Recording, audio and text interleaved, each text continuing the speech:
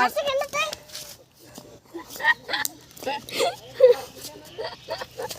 কে কে আম পাড়ছে? কে কে আম পাড়ছে? দাদা। দাদা আম পাড়ছে। আর তুমি কি করছো? আম পাড়ছে বন্ধুরা দেখো। বন্ধুরা দেখো আম পড়ছে, নিচেই চলে গেছে জলের ভেতরে। কে যাবে আমটা আনতে নিচে থেকে? তুই। দীপ ভাই, তুমি যাবে না? কেন? তুমি কি আম পেয়েছো একটা? ওই দেখো একটা আম দেখতে পাচ্ছ না? ওই তো, ওই যে একটা পড়ে আছে। এই যে এই যে, পারবে তুমি আনতে? ওই ওই ওই পেয়েছো পেয়েছো? এই যে কত আম পড়লো। ওরে বাবা, আমার পেছনে একটা পড়েছে দেখো।